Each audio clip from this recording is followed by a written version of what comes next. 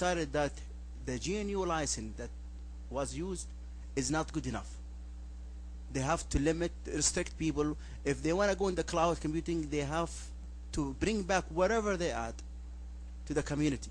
They don't have no right, because the GNU give you the right to keep whatever you add an enhancement.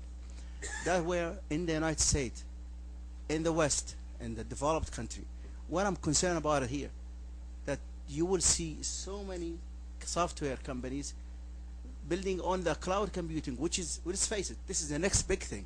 Cloud computing is the next big thing, we like it or not. And that's, to me, is as like you shooting yourself in the foot.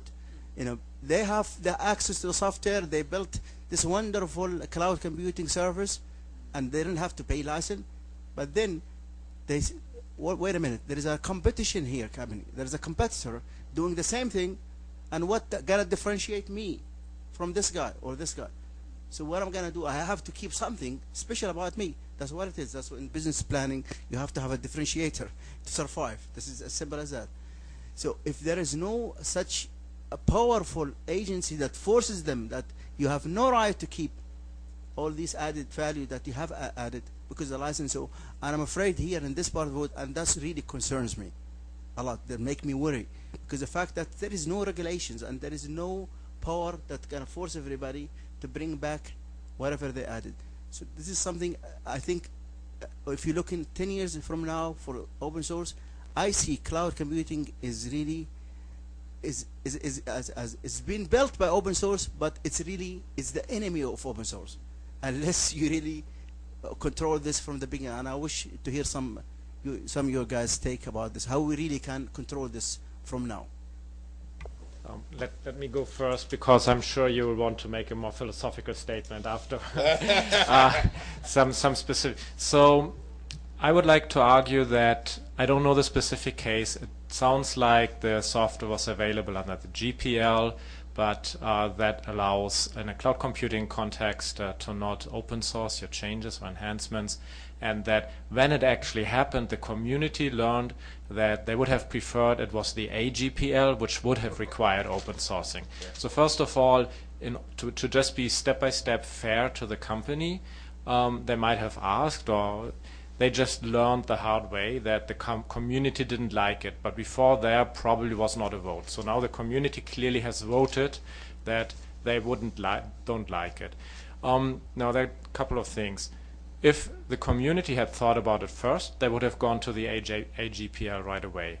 They probably did not do that because they didn't know about it, because it's a fairly young license. So it's actually just the times that we are learning all these things that can happen and take precautionary measures. So I think more and more projects are choosing this license, the AGPL, that will require sharing in a cloud computing context, and they will be safe from an event like this. I also believe that there's almost in combination with that, and it's one reason of existence for the Free Software Foundation as much as the Apache Software Foundation, etc., that you want to professionalize the organization behind projects once they become widely used and have large communities through these open source foundations, because there are a couple of best practices coming with it, one of which being that foundation becomes the owner of the software and can act in a way that, for example, makes it much, much easier to move on from an old license to a new license. So if there had been the Koha Foundation, I'm assuming there is none, then it would have been easier to move from GPL to AGPL and kind of cope with situations like this particular company. So that's like my take on license and being a bit fair to that company. I mean, it's a company, it wants to make money, so I wanted to view it from that perspective, but I think we'll hear more from my left now. I mean, to make it clear, because I'm not very sure everybody in the audience actually understood, the reason why this is actually became possible. When the GPL was formulated in the first place, in the GPL 1 and the GPL 2, they did not consider the possibility that people using a service through the net is almost equivalent to a distribution. Okay, so and because of that, GPL v2 and even GPL v3 as it exists doesn't consider that as its possibility, and that's precisely the reason why the new AGPL, as it's already been pointed out, I think that's possibly what's going to fix it. So in the sense that the people who are developing web services, whether it is Koha, whether it is any other kind of semantic web kind of applications that are coming up now more and more, or even things like microblogging services and even blogging applications, they all are required to be in AGPL and not just GPL.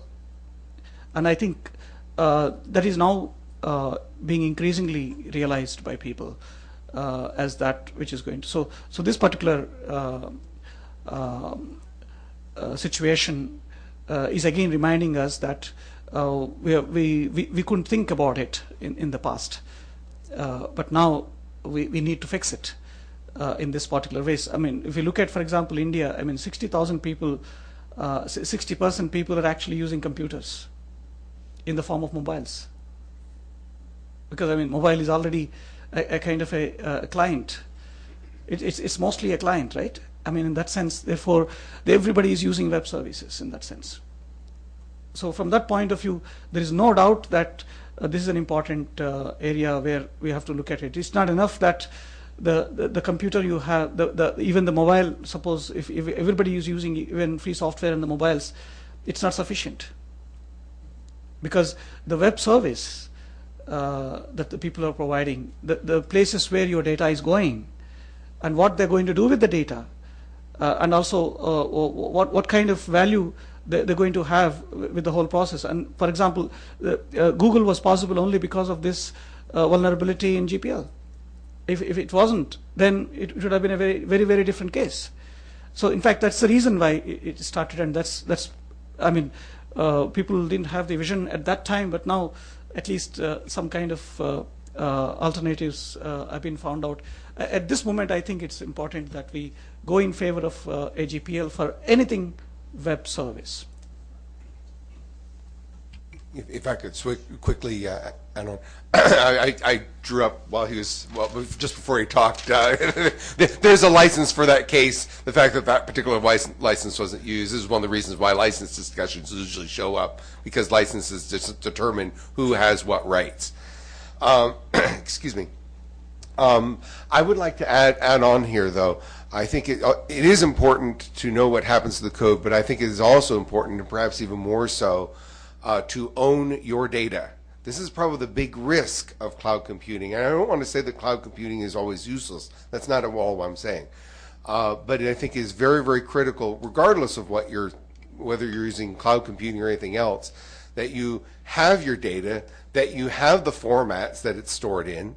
Okay, I'm a big fan of open standards. I think they're vitally important, and in fact, they're so strategically important that it is quite reasonable for governments to think hard about good policies to encourage and in some cases demand open standards. Because if you do not own your data, if you do not own the formats for the data, it actually doesn't matter if you get the code or not. Because you may not be able to manage it the way you would like. Now granted, if you have the code completely, you can probably figure out what the formats are, but you don't necessarily want to go there. So I think it's very important not just to know where your code is, but know where your data is and make sure that you have it.